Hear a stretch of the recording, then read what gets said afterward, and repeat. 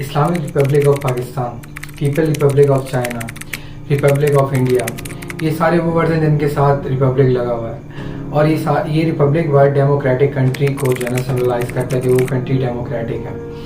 तो ये वर्ड हमारे पास कहाँ से आया, इसकी ड्राइवियन कहाँ से हुई हमारे पास, तो आज हम इसके ऊपर बात करेंगे। तो दोस्तों ये बात है 18th सेंचुरी की, जब फ्रांस में दंगे फसाद छिड़ गए थे, इक्वालिटी नहीं थी, गरीबों और अमीरों में फ़र्क था, अमीरों के लिए और रूल था, गरीबों के लिए और रूल था। उस टाइम पे जो है ना वहाँ पे मोनार्ची सिस्टम था, मतलब कभी किंग और क्वीन जो है ना उस टाइम वहाँ पे रूल करते थे। तो उस टाइम जो किंग 18th सेंचुरी में थे उनका नाम था किंग लुइस 16 और उनकी बीवी का नाम था मैरी। ये दोनों ही ज़्यादा अयाश परस्त थे, दोनों ही सिर्फ अपने लिए ही सोचते थे, अपनी आवाम का कुछ नहीं सोचते थे। तो ये हमारे पास यहाँ पे इनकी डिवीजन इस तरीके से हुई थी। उस टाइम 3 स्टेट्स थे, तो सबसे पहले तो ऊपर किंग और क्वीन होते, उसके बाद ये स्टेट्स शुरू होती थी। तो उन 3 स्टेट्स में हमारे पास सबसे ऊपर जो आते थे वो थे क्लर्की। क्लर्की में सब बेसिकली हम पुजारी कह सकते हैं, प्रीस्ट, धर्म के ठेकेदार, ये थे। उसके बाद हमारे पास आती थी सेकंड स्टेट आती थी, वो थी नोबेलिटी। नोबेलिटी में उस टाइम के सोल्जर्स और जनरल्स वगैरह थे जो कि फ़ौज को संभालते थे। और उसके बाद थर्ड पे हमारे पास आते थे पीजेंट्स। पीजेंट्स में आम लोग, आम आवाम, वर्कर्स वगैरह, लेबर्स वगैरह, ये सारे थे। तो इनकी डिवीजन जब कोई भी फैसला होता था तो जो पीजेंट्स थे उनके कुछ जनरल्स थे जो कि फैसले के लिए जाते थे जब कोई फैसला बड़ा होता था। तो इनकी डिवीजन ऐसे हुई थी, 1% मोनार्की क्लर्की, 1% मोनार्की का और क्लर्की का, और 1% था नोबेलिटी का वोट, और 1% था इनका वोट, पीजेंट्स का। और अगर देखा जाए पॉपुलेशन के लिहाज से 98% पीजेंट्स थे, 1% क्लर्की थे, 1% नोबेलिटी थे और किंग और क्वीन थे। ये एक ऐसी चीज़ जो वक्त के साथ साथ आवाम के अंदर बगावत की आग भड़का रही थी। तो उस टाइम इस चीज़ के ऊपर गौर नहीं किया गया। तो अब हम बात करेंगे उस वक्त के इकोनॉमिकल क्राइसिस के ऊपर। उस वक्त सबसे ज़्यादा जो बगावत की वजह थी वो थी economical crisis. Poverty at the peak थी, वहाँ पे गरीबों के साथ इंसाफ नहीं हो रहा था, गरीबों को ज़्यादा गरीब हो जा रहा था, अमीर ज़्यादा अमीर होते जा रहे थे। जो मुल्क का पैसा था वो जो यूएस थे वो वार्स पे लगा के जंगी हो रही थी उस पर जा रहा था, और उसके बाद उनकी अपनी आसाइशों पर जा रहा था, उनकी बीवी के चौचले होते थे उस पर जा रहा था। आहिस्ता आहिस्ता ये चीज़ें बगावत का सबब बनी, लोगों में जो है ना आग उभरती रही इस चीज़ के खिलाफ कि हमारा किंग हमारे ऊपर पैसा नहीं लगा रहा। उस वक्त के जो क्लर्की थे उन्होंने अवाम को ये टोपी दी हुई थी कि जो किंग होता है और क्वीन होती है वो जो है ना खुदा की तरफ से जो है ना उनको डिसाइड किया गया होता है। वो ये समझ के हर वक्त उनकी बातों को नज़रअंदाज कर दिया जाता था कि ये हमारे जो है ना खुदा की तरफ से भेजे गए जो है ना हमारे मददगार हैं। लेकिन जैसे जैसे वक्त बढ़ता गया, लोगों में शोर आता गया, तो उनको पता चला क्वींस के अफेयर थे किसी और के साथ, जिसकी वजह से उनको पता चला ये कोई खुदा के दिए गए बंदे नहीं है, खुदा ने इनको चूज़ नहीं किया हमारे लिए। एक ये वजह भी थी बगावत की। उस वक्त पॉवर्टी पीक पर चली गई थी, खाने के लिए लोगों के पास पैसा नहीं थे, ना कुछ खाने के लिए और कुछ था कि वो खाते और अपना गुजारा कर सकते। तो इसके लिए वो क्वीन के पास आए। ये एक बात निकली है, अब ये पता नहीं ये बात कन्फर्म है कि नहीं है, कि क्वीन ने उनको कहा था अगर आपके पास, तंज़ी अंदाज में कहा, अगर आपके पास खाने के लिए रोटी नहीं है तो आप केक्स खा लें। ये उस वक्त उनके लिए गरीबों के ऊपर छुरी की तरह चली, जो कि बगावत का सबब बनी। ये सारी बातें मिल के जो हुई, उसके बाद ये बगावत शुरू हुई, फ्रेंच रिवॉल्यूशन आया।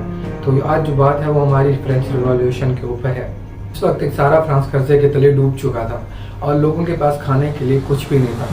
तो उस वक्त के फाइनेंस मिनिस्टर थे, उन्होंने कहा था कि आप जो है जो ज़्यादातर आपने पीजेंट्स के ऊपर टैक्स लगाया हुआ है उसी तरीके से टैक्स आप नोबेलिटी पर भी लगाएं और क्लर्की पर भी लगाएं। ये बात किंग को नागवार गुजरी और उन्होंने उस वक्त उसको जो है ना फायर कर दिया और एक और नया फाइनेंस मिनिस्टर रखा। वो भी बेचारा कोशिश करता रहा। किंग चाहता था मेरी आसाइशें पूरी हो, क्लर्की की आसाइशें पूरी हो, नोबेलिटी की आसाइशें पूरी हो और टैक्स सिर्फ पीजेंट्स पे करें। इस मंथ में उसने फाइनेंस मिनिस्टर चेंज किया, लेकिन फाइनेंस मिनिस्टर जो नया आया वो भी कुछ ऐसा बता के उसने नहीं कहा कि भाई आप क्लर्की और नोबेलिटी के ऊपर टैक्स लगाएं, तभी कोई चीज़ का आसरा बन सकता है। और जो है उस वक्त जब ये सारी वॉर्स वगैरह चल रही थी, मुल्क डूब रहा था, लोग भूख से मर रहे थे, उस वक्त भी क्वीन के 150 सोर्स रोज बन के आ रहे थे। उसी तरीके से जो किंग थे हमारे वो भी कैस्टल दम करवा रहे थे अपना नया। ये सारी चीज़ें थी जो आहिस्ता आहिस्ता जो इनका मोनार्ची सिस्टम था उसको लेट के डूब रही थी। लेकिन फिर भी जो है ना किंग लुइस ने इसके ऊपर गौर और फिक्र नहीं किया और वो जैसा चलता रहा वैसा चलता रहा। और आखिरकार वो वक्त आ नहीं पड़ा जब फ्रेंच रेवोल्यूशन ने अपना स्पार्क पकड़ा। जिस फाइनेंस मिनिस्टर को उन्होंने फायर किया था वो अक्सर पीजेंट्स के बारे में, पीजेंट्स के हक में बातें करता था।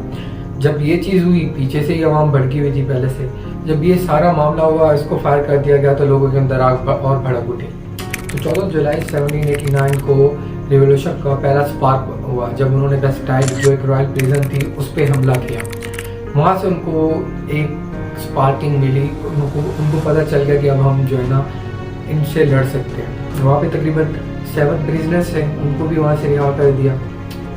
ये सारा कुछ चलता रहा।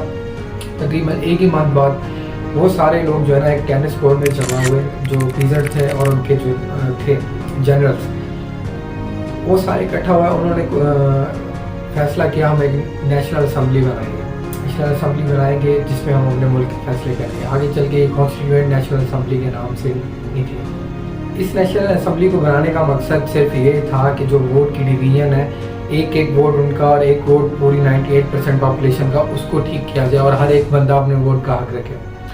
पहले तो जो किंग थे वो इस पर नहीं माने और बहुत सारी जो है ना हरकतें की इस चीज़ को रोका जाए, लेकिन ये जो एक रिवॉल्यूशन शुरू हो चुका था ये फिर नहीं रुकने वाला था। चलता रहा काफ़ी अर्से तक, ये टाइम मुठभेड़ होती रही। तो आखिरकार किंग को ये बात माननी पड़ गई और जब ये बात माननी पड़ गई तो जो है ना वोट ज़्यादातर जो है पीजेंट्स के हक में जाते थे। जब किंग को पता चला सारा मामला अपने हाथ से निकल चुका है, तो वो दुखी विदा होकर उसका बेटा भी इसी दौरान, जो एक बड़ा बेटा था, वो मर गया था। तब वो उसको पता चल गया था कि अब भाई मेरा काम खत्म हो चुका है, अब ये लोग हफ्ते नहीं आने वाले। तो वो अपनी बीवी को लेके जब निकलने लगा तो उसको पकड़ लिया गया और कुछ अर्सा तक उसको जेल में रखा गया और जो है ना नेशनल असम्बली सारा संभालती रही काम को।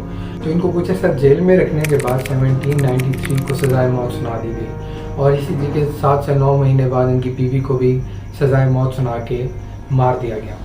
तो मोनार्ची सिस्टम यहाँ से ख़त्म हुआ और रिपब्लिक सिस्टम और डेमोक्रेटिक सिस्टम यहाँ से शुरू हुआ। कहानी अभी ख़त्म नहीं हुई। इसके बाद जब ये सारा कुछ होता रहा, तो जब रिपब्लिक सिस्टम आ गया, डेमोक्रेटिक सिस्टम आ गया, तो जो डेमोक्रेटिक सिस्टम चलाने वाले थे उन्होंने देखा कि अब कौन कौन से लोग हैं जो मोनार्ची के सपोर्ट में हैं, जो अभी भी किंग और क्वीन के जो है ना लॉयल्स हैं।